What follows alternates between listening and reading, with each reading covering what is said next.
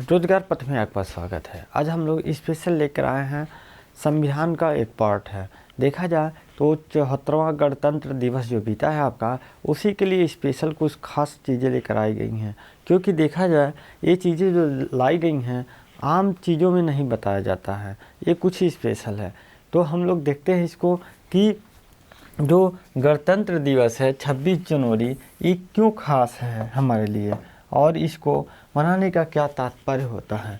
तो देखते हैं कि भारत की संविधान सभा ने 26 नवंबर 1949 में भारत के संविधान को स्वीकार किया और 24 जनवरी 1950 को 284 सदस्यों के हस्ताक्षर के बाद 26 जनवरी 1950 को देश में लागू कर दिया था। गणतंत्र इसी दिन को मना लिया गया था।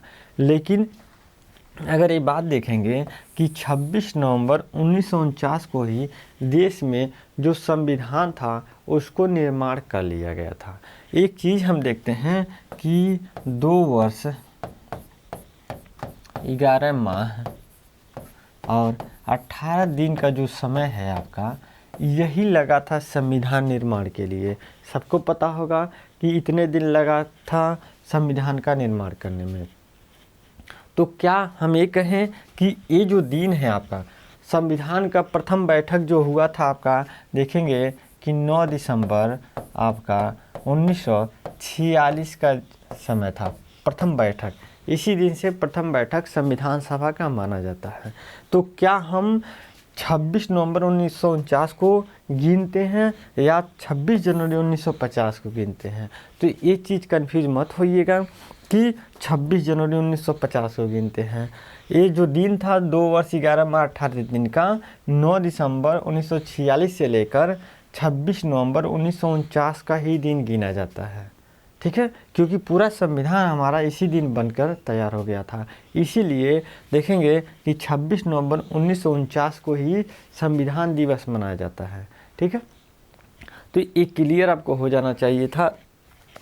लेकिन देखेंगे कि 26 जनवरी 1950 को मनाने का कुछ और कारण था। लेकिन इससे पहले हम थोड़ा, अभी तो ये अंत है कि मतलब संविधान का फाइनल का हुआ था, लेकिन हम कुछ स्पेशल देख लेते हैं कि जो संविधान सभा का निर्माण कैसे हुआ था और किस अधिनियम के तहत हुआ था। तो देखेंगे कि संविधान सभा का क्या है, संविधान सभा का निर्माण है।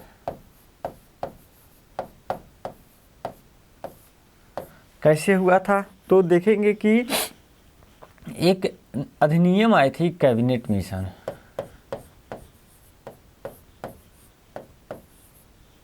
कैबिनेट मिशन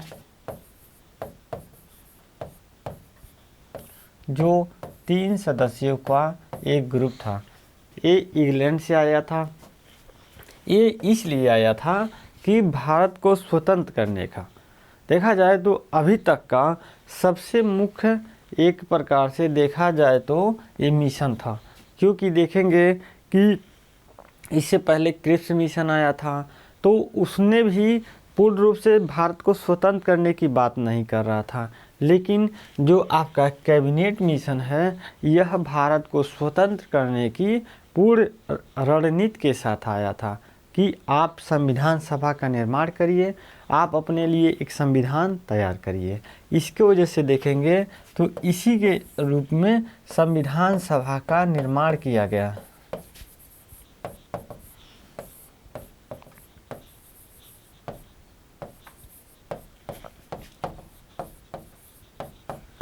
क्या किया गया? संविधान सभा का निर्माण किया गया था। देखेंगे कि हमेशा ये पूछा जाता है कि संविधान सभा का निर्माण किस अधिनियम के तहत किया गया था। तो आपको क्या याद रखना है? कैबिनेट मिशन याद रखना है कि इसके तहत ही आपके संविधान का निर्माण हुआ था। तो देखेंगे कि आपका संविधान सभा का निर्माण हुआ कितने सदस्यों के? 379 सदस्यों को मिलाकर एक प्रकार से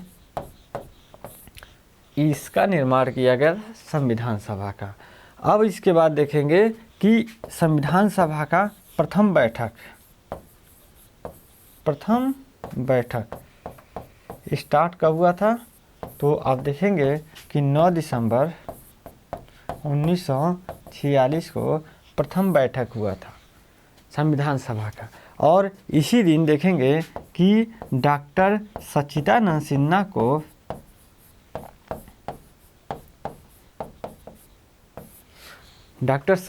सिन्हा को अस्थायी अध्यक्ष बनाया गया था। क्या किया गया था? अस्थायी अध्यक्ष। और ये आपका डॉक्टर सच्चिदानंद सिन्हा सबसे बुजुर्ग व्यक्ति थे, मतलब सबसे उम्रदराज व्यक्ति थे, सीनियर व्यक्ति थे, उन्हीं को अस्थायी अध्यक्ष बनाया गया था। देखेंगे संविधान सभा का द्वितीय बैठक जो देखेंगे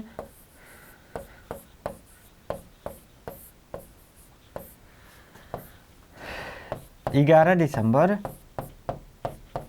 1946 को द्वितीय बैठक हुआ था। इसी दिन देखेंगे कि इनको हटाकर आपका डॉक्टर राजेंद्र प्रसाद को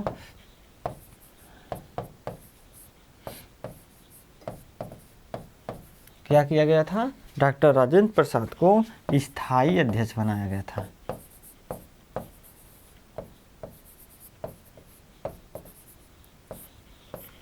ये भी चीज़ें याद रखिए, क्योंकि ये क्वेश्चन आपका पूछा जाता है, तो आप इसको ध्यान रखेंगे।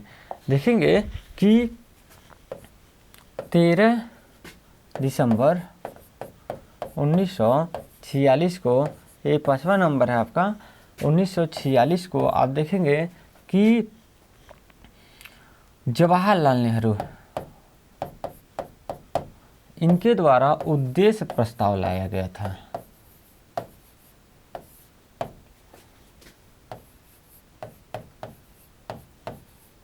क्या किया गया था? इसी दिन उद्देश्य प्रस्ताव लेकर आया गया था। और बाद में देखेंगे कि जनवरी 1947 को उद्देश्य प्रस्ताव को अपने संविधान में शामिल कर लिया गया था। बाद में इसी उद्देश्य प्रस्ताव का नाम देखेंगे कि आपका प्रस्तावना रखा गया है। जो हम संविधान का स्टार्टिंग करते हैं तो हम प्रस्तावना को पढ़कर ही स्टार्ट करते हैं। हम भारत के लोग, भारत को एक संपूर्ण प्रभु संपन्न समाजवादी पंथ निरपेक्ष, इस तरीके से जो आपका है ये आपका प्रस्तावना का ही भाग है। तो हम लोग जानने की कोशिश करेंगे कि अब गणतंत्र स्वतंत्र क्या होता है। तो देखिए, हम ये कोशिश कर रहे थे कि 26 जनवरी 1950 को ही गणतंत्र क्यों लागू हुआ था, क्योंकि देखेंगे कि 26 नवंबर 1949 को ही संविधान का निर्माण हो गया था। तो हम देखते हैं इसको।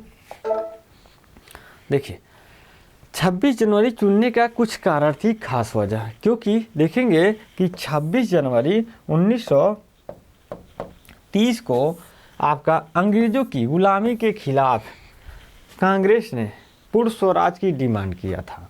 देखेंगे कि जो 26 जनवरी 1930, इससे पहले देखेंगे कि 26 जनवरी 1929 में लाहौर में, किसमें? लाहौर में कांग्रेस का अधिवेशन हुआ था। कांग्रेस के अधिवेशन में ही पूर्ण स्वराज की डिमांड किया गया था। इसमें ही एक वादा किया गया था कि अगले साल से 26 जनवरी 1930 से हर दिन हम देश की स्वतंत्रता मनाएंगे।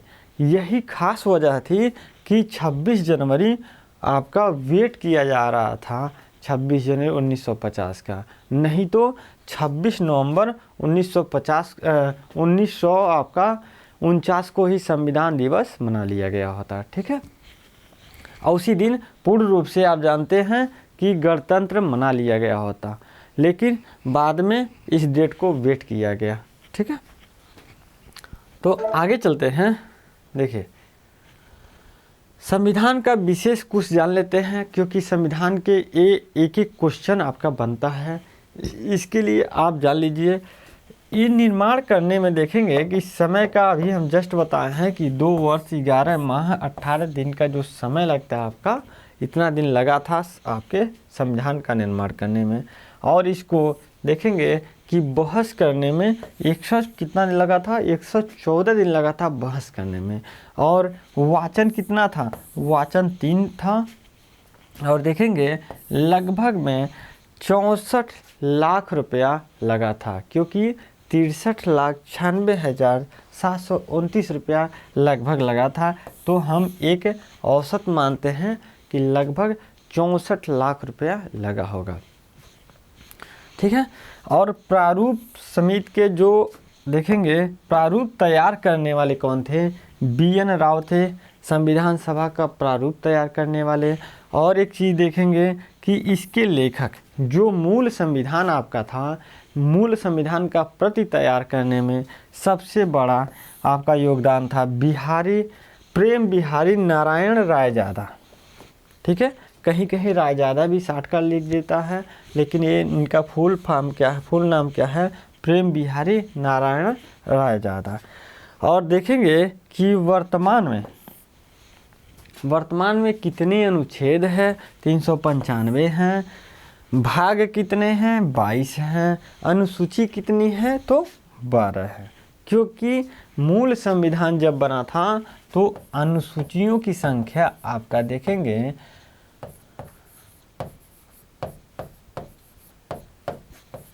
आपका 8 ही था। जो अनुसूची था कितना था, 8 था।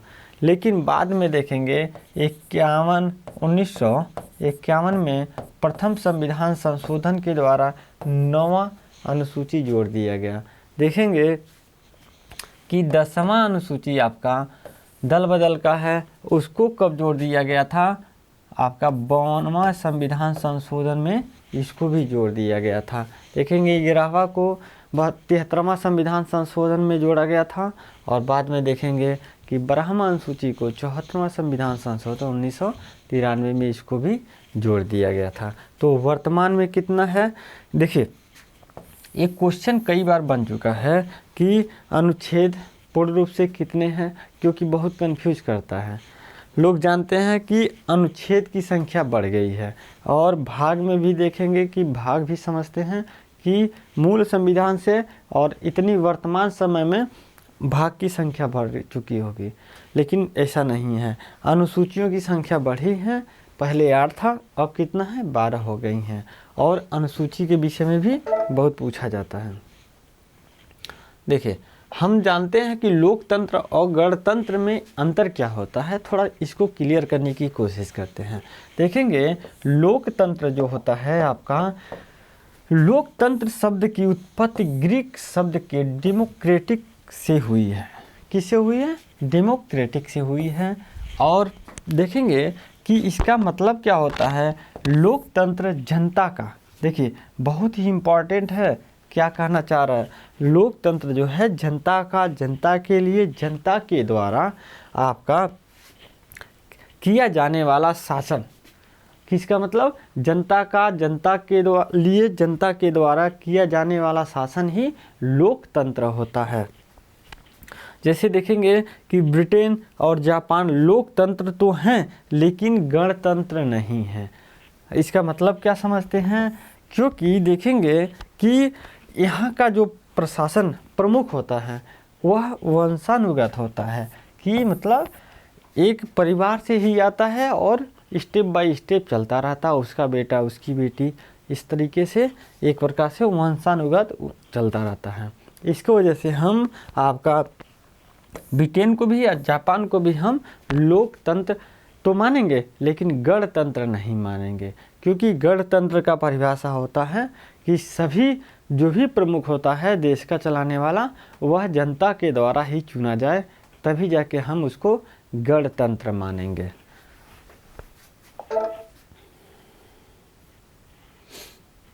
देखिए गणतंत्र को एक जान लेते हैं क्या है। गणतंत्र एक ऐसी शासन प्रणाली है जो जनता द्वारा राज्य के सर्वोच्च पद पर आसीन होने वाले व्यक्ति को चुनती है।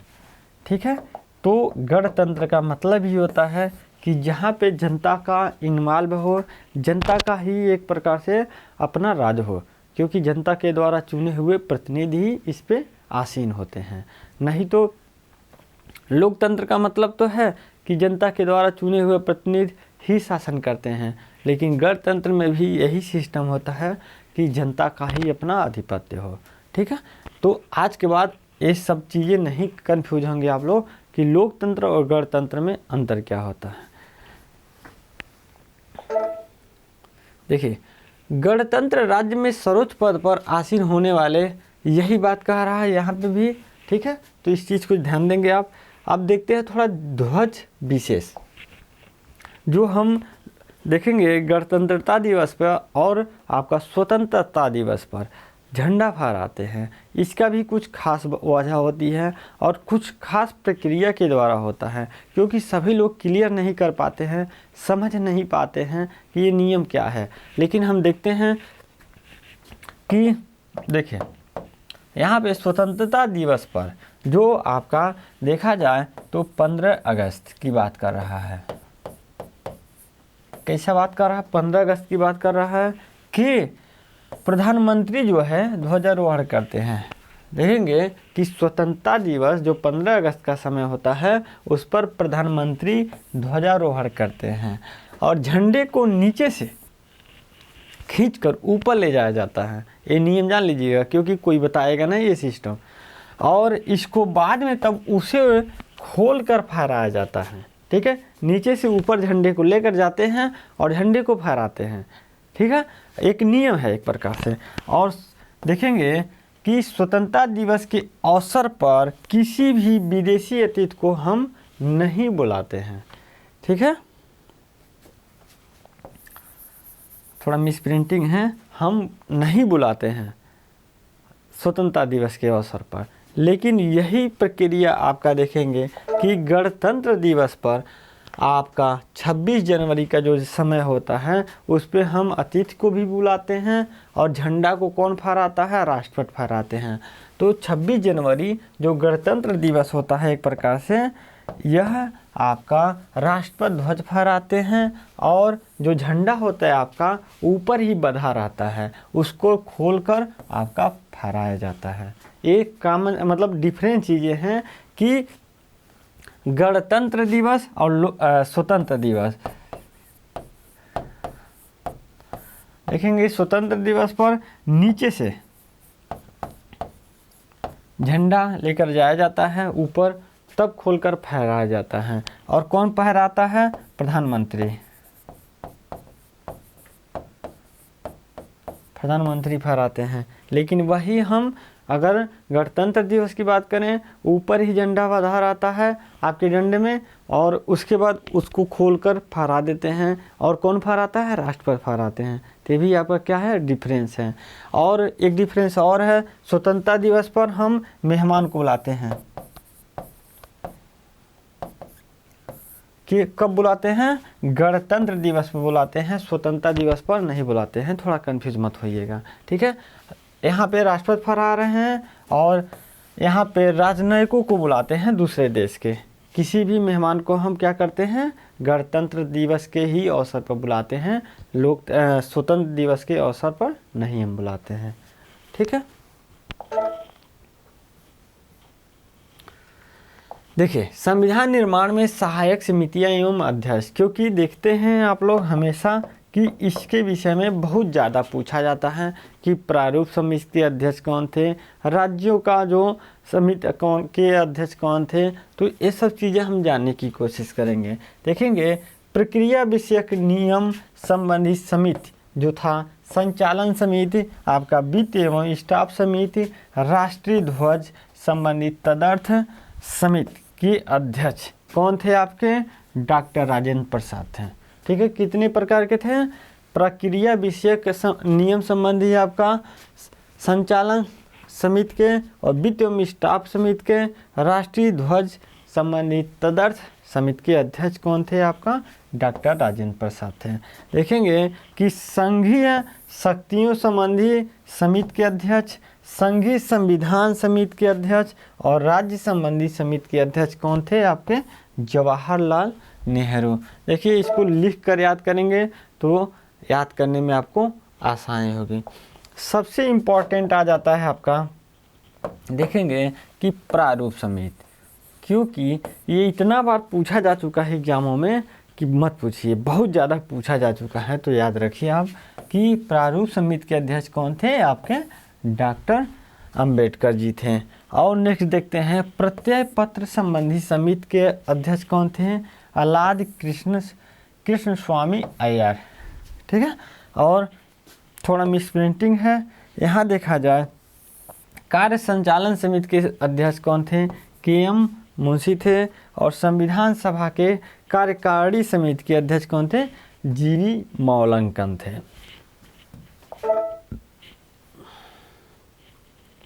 देखिए दिया हुआ अल्पसंख्यकों के उप समिति कौन थे?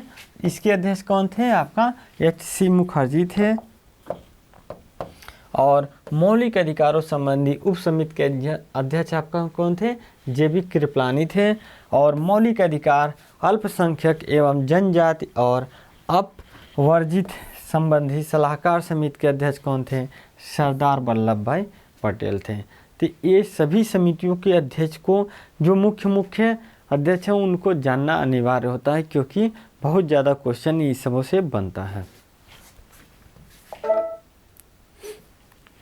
देखिए शासन के स्वरूप थोड़ा जान लेते हैं कि लोकतंत्र कितने प्रकार के जो शासन होते हैं कितने प्रकार से शासन करते हैं।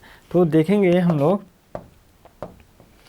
देखिए एक होता है लोकतंत्र। अभी हम लोग लोकतंत्र की परिभाषा देखे हैं कि जनता का, जनता के लिए, जनता के द्वारा चुना हुआ प्रतिनिधि लोकतंत्र कहलाता है। जब उस प्रक्रिया से काम होता है तो हम उसको लोकतंत्र कहते हैं। लेकिन यहाँ पे 3 प्रकार के बात की गई है आपका जो शासन तंत्र है। दूसरा होता है कुलीन तंत्र। कुलीन तंत्र किसको कहते हैं? सत्ता का बागडोर कुछ ही लोगों के हाथ में केंद्रित होती है। यह लघु समिति अभिजात्य, पारिवारिक धन संबंधी, शिक्षा, कॉर्पोरेट या सैन्य के रूप में परिभाषित किया जा सकता है। कि मतलब कुछ ही लोगों के पास ये सभी काम होता है, कुछ ही लोग पूरे देश को संचालित करने की कोशिश करते हैं। और तीसरा आपका है एकाधिकारवादी। जो एकाधिकार का मतलब होता है कि सत्ता कुछ राजनीतिज्ञों के हाथों में केंद्रित होता है। देखेंगे कि एकाधिकारवादी का मतलब हो गया कि एक दल ही अगर शासन कर रहा है, जैसे देखेंगे चाइना में, रसिया में आपका एक ही आपका जो पार्टियां हैं शासन को चला रही हैं। लेकिन इससे बढ़िया उदाहरण देखेंगे जब राजतंत्र चलता था। क्या होता था? राजतंत्र। जब राजाओं के द्वारा शासन किया जाता था कि एक राजा रहेगा, कुछ मंत्रियों के साथ पूरे देश को संचालित करता था। राजा का जो शब्द होता था वही कानून हुआ करता था। ठीक है, तो अगर वीडियो आपका ख़त्म होता है, अगर वीडियो अच्छी लगी हो तो लाइक करिए, शेयर करिए और सब्सक्राइब करना ना भूलिए। Thank you.